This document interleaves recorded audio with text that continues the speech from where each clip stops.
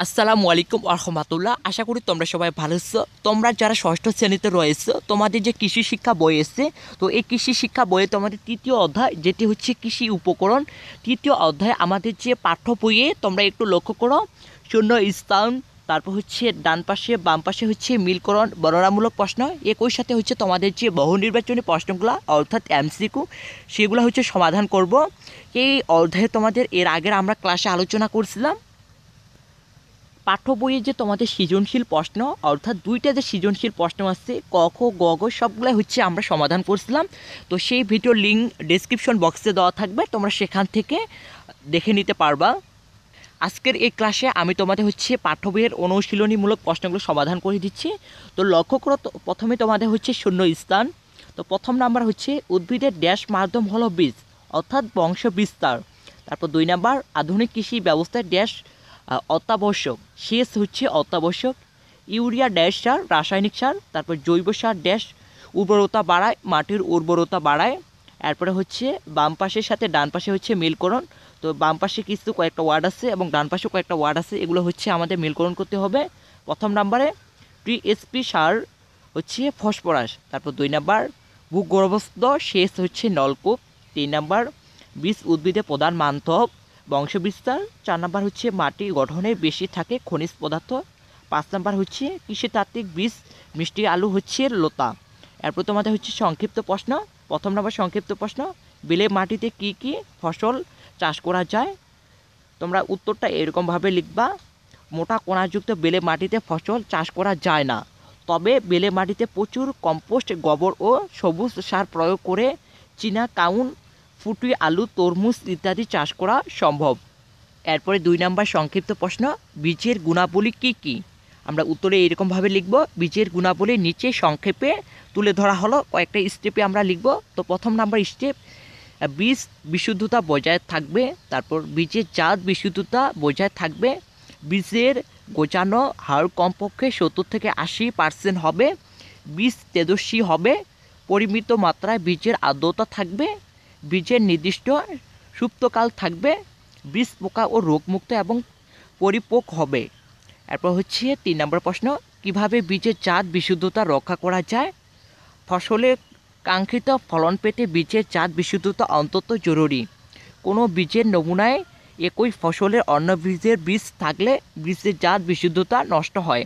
নিয়ন্ত্রিত পরিবেশে বীজ উৎপাদন ও প্রক্রিয়াজাত করলে বীজের জাত বিশুদ্ধতা রক্ষা পায়। এরপর হচ্ছে বর্ণনামূলক প্রশ্ন তোমাদের। তো বর্ণনামূলক প্রশ্ন অবশ্যই একটু বড় করে লিখতে হবে। তোমরা একটু লক্ষ্য করো, আমাদের প্রথম নম্বর হচ্ছে বর্ণনামূলক প্রশ্ন, মাটির গঠন উপাদানগুলো হচ্ছে বর্ণনা করা। মাটি প্রধানত 4টি উপাদান দ্বারা গঠিত তথা খনিজ পদার্থ, জৈব পদার্থ, পানি, একই সাথে হচ্ছে বায়ু। নিচে পদার্থগুলো বর্ণনা দেওয়া হলো। তো প্রথম নম্বর পদার্থ আমাদের খনিজ পদার্থ। প্রাকৃতিক শক্তি তথা তাপ, বৃষ্টিপাত, বায়ু প্রবাহ ও পানি প্রবাহ ইত্যাদির প্রভাবের সময়ে ব্যবধানে শিলাচূর্ণ বিচ্ছিন্ন হয়ে মাটির অজৈব খনিজ পদার্থ সৃষ্টি করেছে। এসব খনিজ পদার্থের নানাভাবে মিশে মাটি বুনট সৃষ্টি করেছে। মাটিতে খনিজ পদার্থের পরিমাপ আয়তন বৃদ্ধিতে শতকরা প্রায় হচ্ছে 45%। তারপর 2 নম্বর জৈব পদার্থ। জৈব পদার্থ মাটির একটি গুরুত্বপূর্ণ উপাদান। জীব জন্তুর মৃতদেহ, বাড়ির গাছপালা, শাকসবজির অংশটা বিশেষ, লতা পাতা, খড়টুকরা, প্রাণীর মূলমূত্র প্রভৃতি মাটিতে পচে জৈব পদার্থের সৃষ্টি হয়। মাটিতে আয়তনের ভিত্তিতে শতকরা 5% জৈব পদার্থ থাকে।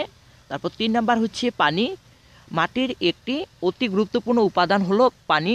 মাটির বিভিন্ন কোণার মধ্যবর্তী ফাঁকা স্থানে পানির অবস্থান করে। মাটির পানি উদ্ভিদের পুষ্টি উপাদানগুলোকে তরল রাখে এবং মাটিকে সরাল রাখে। আদর্শ মাটিতে পানির পরিমাপ হলো শতকরা প্রায় 25%। তারপর 4 নাম্বার হচ্ছে বায়ু। বায়ু মাটির একটি গুরুত্বপূর্ণ উপাদান। জীব হিসেবে গাছপালা জীবন ধারণের জন্য বায়ু একান্ত প্রয়োজন। মাটির কোণার ফাঁকে ফাঁকে বায়ু থাকে। আদর্শ মাটিতে বায়ুর পরিমাপ হলো শতকরা প্রায় 25%। তারপরে তোমাদের হচ্ছে 2 নম্বর প্রশ্ন, বীজের বৈশিষ্ট্য ও প্রকারভেদ হচ্ছে বর্ণনা করা। বীজের বৈশিষ্ট্য নিচে হচ্ছে তুলনা করা হলো। তো আমরা কয়েকটা স্টেপে লিখব। তো প্রথম নাম্বার স্টেপ, বীজ হচ্ছে বিশুদ্ধতা। কাঙ্ক্ষিত ফসলে বীজের সাথে অন্য ফসলের বীজ কিংবা কোনো অনাকাঙ্ক্ষিত বস্তুকণা মিশ্রিত থাকবে না, অর্থাৎ বীজ বিশুদ্ধ হবে। তারপরে হচ্ছে জাত বিশুদ্ধতা, কোনো বীজের নমুনায় একই ফসলের জন্য জাতের বীজের মিশ্রণ থাকবে না, অর্থাৎ জাত বিশুদ্ধতা বজায় থাকবে। গজানোর ক্ষমতা, ভালো বীজে কমপক্ষে 70 থেকে 80% গাজানোর হচ্ছে ক্ষমতা থাকবে। বীজের জীবনী শক্তি ও তেজ, বীজ তেজস্বী হবে, অর্থাৎ নমুনা বীজের চারা সতেজ, সজীব ও স্বাস্থ্যবান হবে এবং প্রতিকূল পরিবেশ ও তাড়াতাড়ি বেড়ে উঠতে পারবে। বীজের আর্দ্রতা, ভালো বীজে পরিমিত আর্দ্রতা বজায় থাকবে। বীজের হচ্ছে শুদ্ধতা, উপযুক্ত পরিবেশে সজীব বীজ অঙ্কুরিত না হয়ে নির্দিষ্ট কিছুকাল সুস্থ অবস্থা থাকবে, অর্থাৎ বীজের নির্দিষ্ট সুস্থকাল থাকবে। তারপর বীজের সুস্থতা, বীজ পরিপূরক এবং পোকা ও রোগমুক্ত হবে। বীজের আকার আকৃতি, বীজের আকার আকৃতি স্বাভাবিক হবে এবং সম আকৃতি বজায় থাকবে। তারপর হচ্ছে 9 নম্বরে বীজের বর্ণ, প্রত্যেক জাতের বীজের নির্দিষ্ট রং থাকে, বীজে স্বতন্ত্র রং এবং স্বাভাবিক উজ্জ্বলতা বজায় থাকবে। বীজের হচ্ছে প্রকারভেদ, বীজের প্রকারভেদে নিচে বর্ণনা করা হলো, তোমরা একটু লক্ষ্য করো। 1 নম্বরে আমাদের ব্যবহারের ভিত্তিতে বীজকে 2 ভাগে ভাগ করা হয় তথা ক নম্বরে হচ্ছে উদ্ভিদতাত্ত্বিক বীজ, নিষিক্ত ও পরিপূরক ডিম্বককে উদ্ভিদতাত্ত্বিক বীজ বলে, যেমন ধান, পাট, গম বীজ ইত্যাদি। 2 নম্বরে হচ্ছে অর্থাৎ খ নাম্বার কৃষিতাত্ত্বিক বীজ, উদ্ভিদের যে কোনো অংশ বা উপযুক্ত পরিবেশে আপন জাতের উদ্ভিদকে জন্ম দিতে পারে তাকে কৃষিতাত্ত্বিক বীজ বলে। তোমরা এইটুকু দিলেই তোমাদের হয়ে যাবে। পরে বর্ণনামূলক প্রশ্নে আমাদের 3 নম্বর প্রশ্ন, উদাহরণসহ সারের শ্রেণীভাগ হচ্ছে বর্ণনা করা। উত্তরে আমরা লিখব সারকে বিভিন্নভাবে শ্রেণীভাগ করা যায়, নিচে এর বর্ণনা দেওয়া হলো। উৎস অনুযায়ী সারকে 2 ভাগে ভাগ করা যায় তথা জৈব সার, রাসায়নিক সার। এখন লক্ষ্য করে জৈব সার, যেসব সার জীবের দেহ থেকে প্রাপ্ত অর্থাৎ উদ্ভিদ বা প্রাণীর ধ্বংসাবশেষ থেকে প্রস্তুত করা হয় তাকে জৈব সার বলে, যেমন গোবর সার, কম্পোস্ট সার, সবুজ সার, খৈল ইত্যাদি।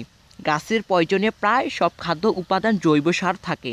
তারপর হচ্ছে রাসায়নিক সার, যেসব সার কারখানায় প্রস্তুত করা হয় সেগুলোকে রাসায়নিক সার বলে, যেমন ইউরিয়া, টিএসপি, এমপি, জিপোস, তারপর হচ্ছে জিঙ্ক সালফেট ইত্যাদি। এছাড়াও আরও 2 ধরনের সার পাওয়া যায় তথা সুষম সার, একই সাথে হচ্ছে অণুজীব সার। তো লক্ষ্য করে সুষম সার, ফসলের চাহিদা অনুযায়ী সকল খাদ্যর মধ্যে সারের মাধ্যমে পর্যাপ্ত পরিমাপে সরবরাহ করাকে সুষম খাদ্য বা হচ্ছে প্রয়োগ বলে। তারপর হচ্ছে অণুজীব সার, অণুজীব সার মাটিতে প্রয়োগ করলে এদের অণুজীবগুলো বায়ু থেকে উদ্ভিদে প্রয়োজনীয় খাদ্য উপাদানগুলো মাটিতে সংযোজন করতে পারে, যেমন নীলাভ, সবুজ, শ্যাওলা, রাইজোবিয়াম, তারপর হচ্ছে ফসফোরাবিটেরিন, তারপর হচ্ছে এজোটোবক্স। এরপরে লক্ষ্য করো তোমাদের যে হচ্ছে এমসিকিউ বা হচ্ছে বহু নির্বাচনী প্রশ্ন, এগুলো হচ্ছে আমরা সমাধান করব। লক্ষ্য করো 1 নম্বর প্রশ্ন, নিচের কোনটি উদ্ভিদতাত্ত্বিক বীজ? তো এখানে হচ্ছে উদ্ভিদতাত্ত্বিক বীজ, তোমরা একটু লক্ষ্য করো, একটু নোটটা তোমরা যদি দেখো, উদ্ভিদতাত্ত্বিক বীজ হচ্ছে কোনগুলা? ভুট্টা, পাট, সরিষা, এই 3টি হচ্ছে উদ্ভিদতাত্ত্বিক বীজ। আদাও কিন্তু হচ্ছে উদ্ভিদতাত্ত্বিক বীজ, তোমরা এগুলো হচ্ছে মনে রাখবা। তো এখানকার সঠিক অ্যান্সার হচ্ছে ভুট্টা হবে, হচ্ছে পাটও হবে এবং সরিষা হবে। তো এখানকার সঠিক অ্যান্সার 3টায় যে কোনো একটা দিলেই তোমাদের হয়ে যাবে। এরপরে লক্ষ্য করো 2 নম্বর যে প্রশ্ন, ইউরিয়া সার থেকে উদ্ভিদ কোন খাদ্য উপাদান পায়? ক নম্বর অ্যান্সার নাইট্রোজেন। 3 নম্বর, উদ্ভিদ পানির কাজ করে হচ্ছে সবগুলো কাজ করে পুষ্টি উপাদান কোষে পৌঁছানো, পাঁচকরণ পরিবহনে সাহায্য করে এবং হচ্ছে দেহে সারলম্ব বজায় রাখে। তো 4 নম্বর প্রশ্ন, এরপর অঙ্গ ব্যবহার করে অংশ বিস্তার করা যায় কোন ফসলে? ঘ নাম্বার অ্যান্সার আখ, পটল এবং হচ্ছে মিষ্টি আলু। 5 এবং 6 জন একটা উদ্দীপকটা তোমরা পড়ে নিও। 5 নম্বর প্রশ্ন দেখো, মৌজিয়া বেগম 2টি গাভীকে কত মিটার পানি দিতেন? খ নাম্বার অ্যান্সার 60 থেকে হচ্ছে 80 লিটার। 6 নম্বর, মাজিয়া বেগমের গাভী অর্থাৎ গাতি দুটোর মিশ্রণ চামড়া থাকার কারণ ব্যাখ্যা করা বা হচ্ছে কোনটি? তো এখানে ক নাম্বার অ্যান্সার পরিমাপ মতো পানি পান করানো। তো এই ছিল তোমাদের হচ্ছে সম্পূর্ণ সমাধান। এরপর আগামী ক্লাসে আমরা আলোচনা করছিলাম তোমাদের যে পাঠ্য বইয়ের যে সৃজনশীল প্রশ্নগুলো, এই সৃজনশীল প্রশ্ন নিয়ে। তো ডেসক্রিপশন বক্সে এটার ভিডিও লিঙ্ক দেওয়া থাকবে, তোমরা দেখে নিও। একই সাথে তোমাদের আগামী যে অধ্যায়গুলো ছিল এগুলোরও ডেসক্রিপশন বক্সে লিঙ্ক দেওয়া থাকবে, তোমরা সেগুলো দেখে নিবা। তো আজকের মতন এই পর্যন্ত, দেখা হবে আগামী কোনো নতুন ভিডিওতে। ততক্ষণ পর্যন্ত ভালো থাকবা, আল্লাহ হাফেজ।